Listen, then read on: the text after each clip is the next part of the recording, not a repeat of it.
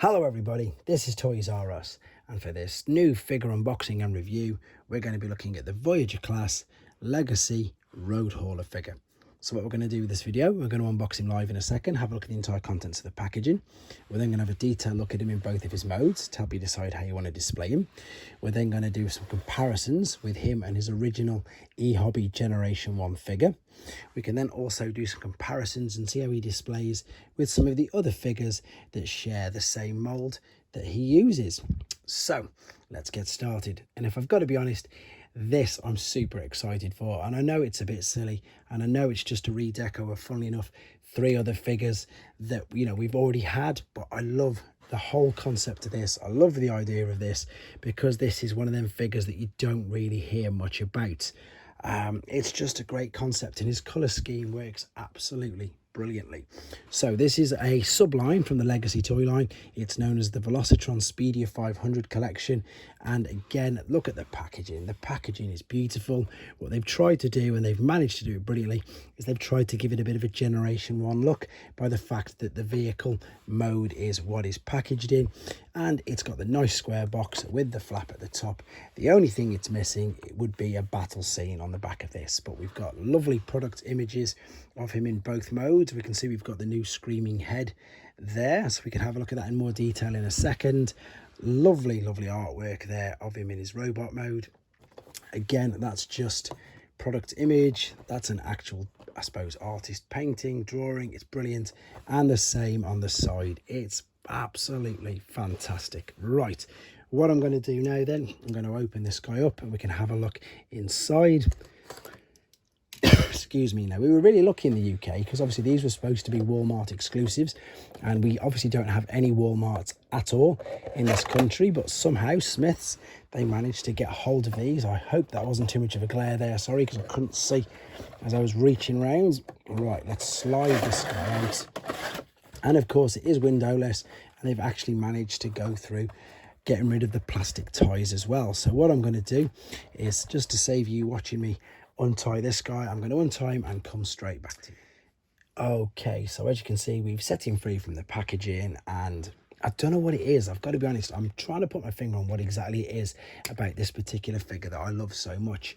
It's not really a bias. I just think I love the colour scheme. I just love the whole concept of them releasing figures like this. So we can see that the wheels go around, no problem whatsoever. We've got some lovely translucent blue plastic at the front there, a bit like Bulkhead, to be honest, with the tamper-graphed on logo there. Lovely silver detail for the bumper and the translucent plastic again in the headlights. Detail there. This should lift up. Yep, it's super tight. It does come out and go back in, so it is just a toy as well. You've got to remember that I know it's mainly adult collectors who are going to be buying these ones, but it is still a toy. It's great. Let's have a look at some of the accessories then. So we've got the claw or the hook, and what we can do with this is if we lift this up, and if we that should stay attached there. If we fold this underneath, you can see you've got a hole there, so we can actually attach this in straight away. Is it going to go? Yep. Sometimes with brand new toys, obviously they need a bit of maneuvering around, but that's in there. We've got the nozzle here, which has got the cutout, and this can be attached, I would imagine. Yep, there it is on that particular side there. There's a large cutout and space for that to fit, and then you've got the choice of where you want to attach the gun. So the gun's got the 5mm pegs all over it. You can have it on this, out at the side. You can have it where it's supposed to go up here. And I just want to make a quick point that, yeah, this is popping out loads and loads and loads, which of course is far better than the issues that we had with the original owner of this particular mould. For those of you who remember or who brought the grapple, I was one of the people, unfortunately, that was, well, found out too late, shall we say, and I managed to dig it out, which was this bit here, and I have managed to glue it back on, but this did actually snap off. So as I say, well, we've got this guy out in the mould here. This was the original one, and the funny thing is I did it near enough backwards. I ended up buying Artfire because, again, I love that character. I love the mould so much that I've gone back and I've managed to find Inferno and Grapple as well.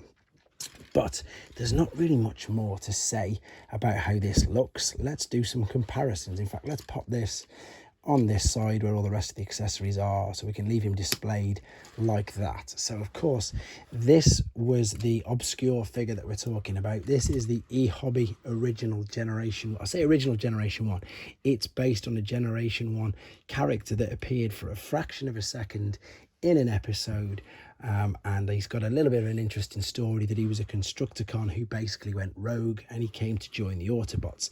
This particular figure here is an original Japanese exclusive, and yeah, it's so good. And of course this was originally, well, they took the mold, they just redecoed the original generation 1 grapple figure, which in all honesty they just redecoed and retooled the original Inferno figure. So that's why we've got such an abundance of all these. I should have put Artfire there, but I'll do that in the robot mode in a second. So yeah, Artfire again was just a redeco of this guy, but with a Target Master as well. So there's a little bit of history there about the figure, and I suppose why we've got the release of him. But as I've just said, there's nothing more to say about him in this particular mode.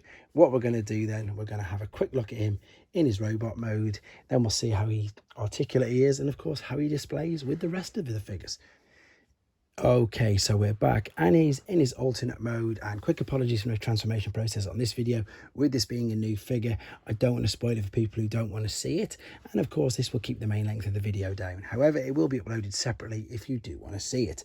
So what we need to do then is some first impressions, and again, we're quite acquainted to this mold. I've already pointed out in the alternate mode how much I like this window and the silver bits there. This is the new Screaming Head mold. It looks very, very strange. I've got to confess, it looks really good. It will turn all the way around. It sort of looks up and down, but only ever so slightly. This is lovely spray painted silver on it. It looks great. Could have been better if it was perhaps actual chrome. We've got shoulder rotation all the way around, out to the side, bicep flexion as you'd expect, and it even twists at the top of the shoulder there. You've got no wrist flexion, that's because it does move in and out, but mainly for transformation purposes. We've got waist swivel, hips to the side, to the front, knees bend, ankle rock and tilt.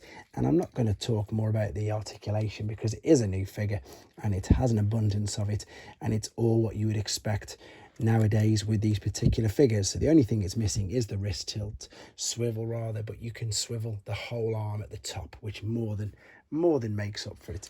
Now the good thing is, again, you've got a few accessories, so it's up to you however you want to use them. In a homage to G1, what you can do is turn the hand back around with the nozzle and put a nozzle there as well. So you can either have, you know, both fists or both, or one with the nozzle. We can of course attach the gun. It's entirely up to you. We can even of course attach the grapple hand as well, as long as you've got this here. It will fit inside, no problem whatsoever. We haven't got to worry about any extra parts up at the top that of course they did have with Inferno and indeed Artfire. And if we spin it round, it's just great. I mean, there's nothing really hollow. There's a teeny bit there, but it's not a huge gap. You can see it's absolutely fine. We've got all these holes here, all these 5mm pegs, which again are brilliant, and it just means that you can attach what, you know, weaponizers, fossilizers, etc. You can even, by the looks of this, if I take his gun, we can pop this in there and it looks like he's got an over the shoulder weapon there. That looks pretty cool actually. I've just literally worked that out. You can even, if you want to, put the nozzle in his hand, a little bit of a sword type thing. This, again, it's a kid's toy. There's the abundance of accessories, abundance of play ideas, so many different displays. I think it's just great. And I'm really, as I say, fond of this mold. You probably heard me just pretty much mention about my grapple breaking, and that's because I did this completely wrong. I'm just taking these off so we can do some comparisons. I brought Artfire was the first one I brought, and that's because of my affinity and loving the Japanese Transformers. So I brought Artfire first. I was so taken aback by the mold and how much I loved it that then I managed to go back and find Grapple, and I found Grapple and I didn't know about the pegs, and I literally snapped it off instantly. And then I was lucky enough to find Inferno after that, so I can now say that I've got all four and I can't pick a favorite. Maybe it's unfortunately it's one of the two, the more obscure ones, maybe just because of the deco, and again maybe because of my affinity for the obscure Japanese character stroke figures, shall we say. But let's have a quick look at him with the original toy mould. And oh, I've just fired the fist out. So this, I suppose, the one thing that they perhaps could have done. The original figures had launching fists and I suppose missiles and whatever else. You could really go to town with that. And as I said, perhaps this could have been actual chrome, just like the toy. Which you can see there, you can see it reflecting, but otherwise it's a great figure.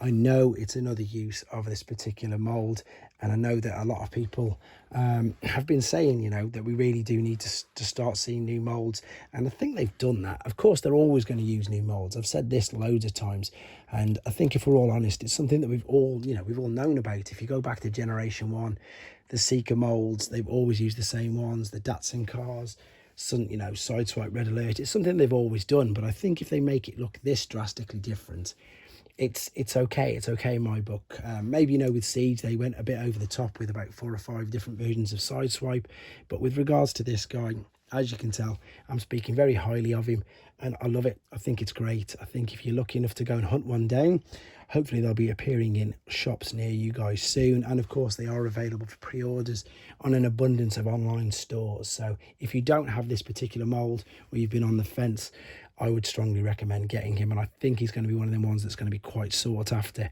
again, because of the character that he is and the fact that he is a bit obscure. Anyway, I hope you enjoyed looking at him. I hope this review helped you with your decision. Let me know if you were on the fence, or if you're going to get one, or even indeed if you've managed to find one for yourselves. Again, thank you to everybody for watching. Thank you to channel members for all their support. Take care, guys.